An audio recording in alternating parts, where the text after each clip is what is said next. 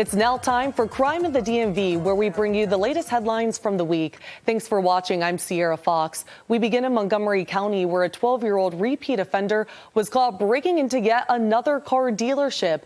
Fox 5's Lily Zhang is in Rockville with the very latest. Police confirm that this 12-year-old is actually not from Montgomery County. In fact, they say that he's from D.C. So right now they are working with district officials on what's next.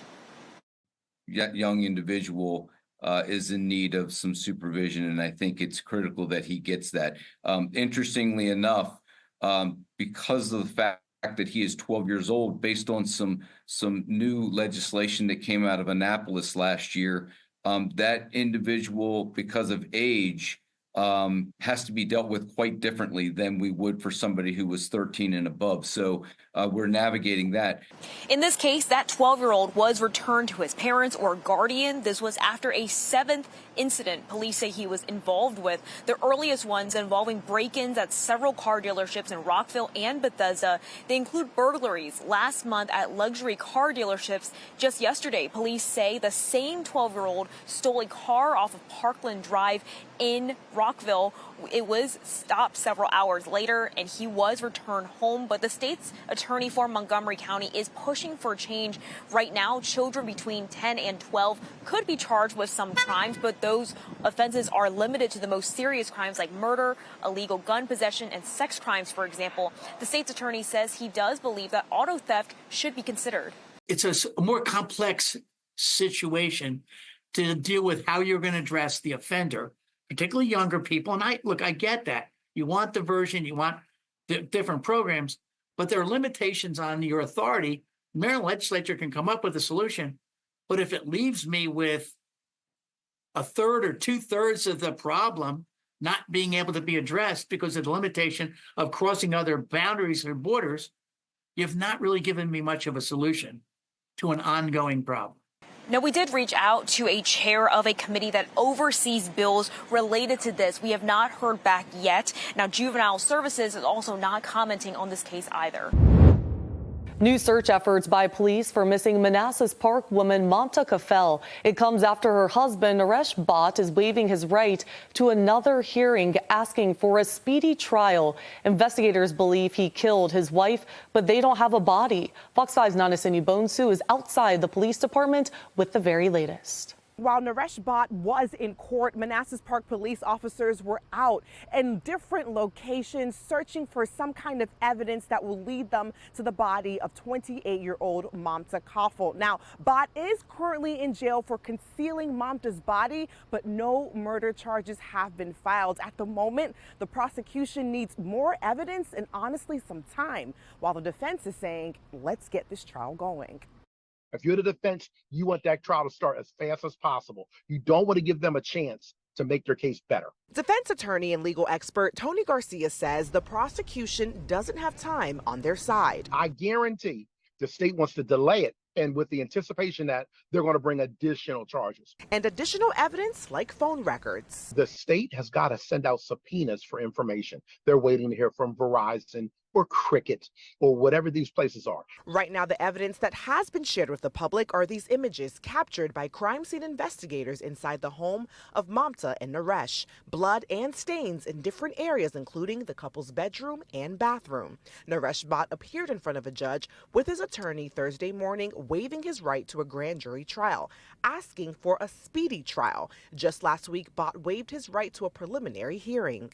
They're trying to keep time on their side. The prosecution says that Bhatt's call for a speedy trial is being tactically done. Mamta's former co-worker agrees. It's like legal gymnastics, and it is tactical. As the community waits for this battle to play out in court, the search for Mamta continues. Today, Manassas Park Police and Prince William's search and rescue team searched 4 different areas seen on this map, all in close proximity to Kafle's home. In this video, you can see investigators going through wooded areas looking for evidence after receiving information from obtained records. This comes just a week after police shut down Signal Hill Park to search for the mother who was last seen at the end of July. Shortly after today's searches were completed, Police Chief Mario Lugo said they, quote, resulted in nothing of evidentiary value being located. Mr. Bott thinks he's smart, but I guarantee you the weight of justice is leaning hard on him, and we are going to see this come to fruition. Now, in court today, there was a back and forth on when to have this trial or when this trial should start. Narash and his attorney, they want the trial to start the week before Christmas, while the prosecution says, no, let's wait till the end of January. A murder trial involving 2 teen girls who allegedly beat a random man to death is now underway in the district. The brutal incident happened in Northwest almost a year ago. Fox 5's Bob Barnard explains from D.C. Superior Court. This murder trial is before a judge, not a jury. 2 girls, ages 14 and 15, are charged with first and second-degree murder. Because they are minors, we can't tell you any information that would potentially identify them. What they are accused of doing is hard to hear. Prosecutors say the night Reggie Brown was murdered, October 17th of last year, a group of 5 girls was out looking for a victim and found the most vulnerable person, a frail 64-year-old man who suffered from a lifetime of health issues and was a cancer survivor. D.C.'s Deputy Chief Medical Examiner says Mr. Brown suffered multiple blunt force injuries causing his death. Prosecutors say the murder on Georgia Avenue Northwest, just past midnight on a weekday, was brutal and premeditated. The girls kicking and stomping Mr. Brown in the head, removing his belt and whipping him with it, leaving him to die on the street. Malda Brown is Reggie Brown's sister. We want justice for him because we don't want this to happen to no other family. This is really, really sad. Evidence in this case includes surveillance video and cell phone video prosecutors say shows the girls beating Mr. Brown enthusiastically and celebrating afterward. It hurts my heart, I'm going to tell you the honest God truth, to see these young people here and what's going on in the world today. And it's mainly the young people who are committing these crimes.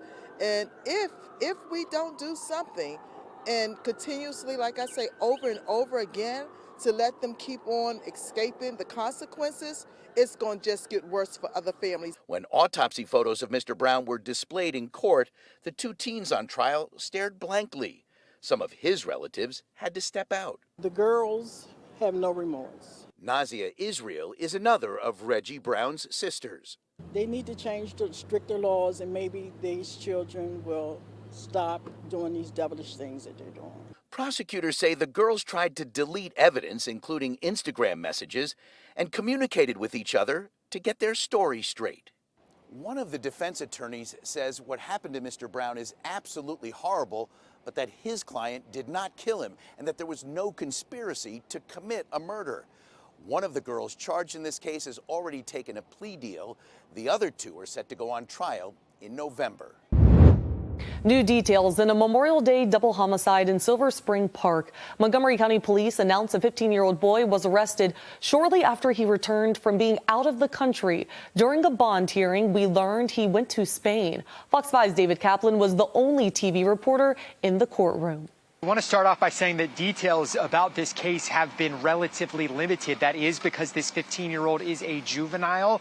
The charging documents are sealed and prosecutors cannot publicly comment on this case. That is Maryland law. However, the bond hearing is public. That is what we attended today here in Rockville. The shooting happened on Sunday, May 26th, in Silver Springs Nolte Park. According to what was said in court today, the boy went to Philadelphia shortly after, where his father allegedly bought a plane ticket to Spain on June 2nd, and the 15-year-old left on June 5th. Again, that's what was said in court today. According to the defense attorney in court, the charging documents indicate there was some sort of altercation that led up to the shooting, which killed 20-year-olds Quincy Johnson and DeAndre Wynn. Today, the judge denied bond, and we know the 15-year-old will stay in a juvenile facility. In the meantime, the defense attorney said in court that he would request a so-called waiver study to determine if the case should be tried in adult or juvenile court.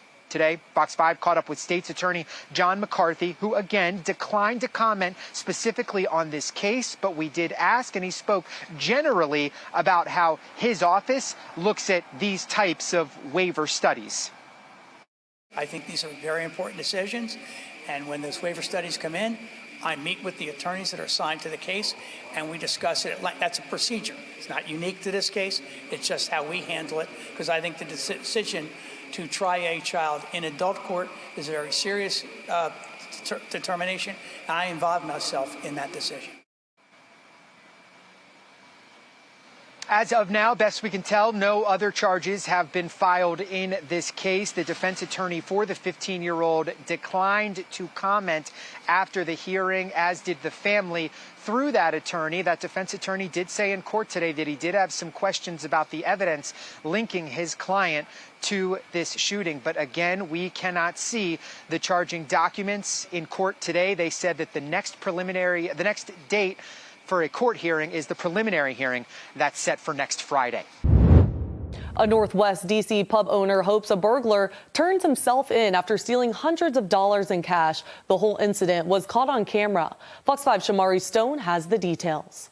People who eat, drink, and hang out at the Wonderland Ballroom here in Northwest tell me that this place is special to the neighborhood. They say that the owners are great, the food is also good, and they hope someone recognizes the man you're about to see on this surveillance video. Take a look at the suspect shown on this video after he broke in the Wonderland Ballroom Bar and Grill on the 1100 block of Kenyon Street Northwest Monday around 4:30 in the morning. He's wearing a distinctive black hooded sweatshirt that mentions the word freedom on the back. Police say he broke a deadbolt lock on the first floor, walked to the basement, broke in a safe, and stole drop bags containing $1,500 in cash and got away. Crime scene investigators were able to get forensic evidence, according to police. You're now going to hear from people in the community who tell me that this place is a local favorite. It's very special to me. I love them. I love the owners. I love the people who come here because everybody's so nice and friendly. Big part of the neighborhood, yeah. It's a gathering spot. People look out for each other. Walk my dog by here every day, and everyone looks out for what's going on in the neighborhood. So it's a shame that someone chooses a spot like this to make their mark. Now, we spoke to the owner of the Wonderland Ballroom, and he did not want to talk about the burglary. Meanwhile, police are offering a reward of up to $1,000 for information that leads to an arrest and a conviction in this case. In Northwest, I'm Shamari Stone. Back to you. Well, that does it for this week's Crime in the DMV. Make sure you tune in next week to stay ahead right here on Fox Local as we continue to bring you the latest updates.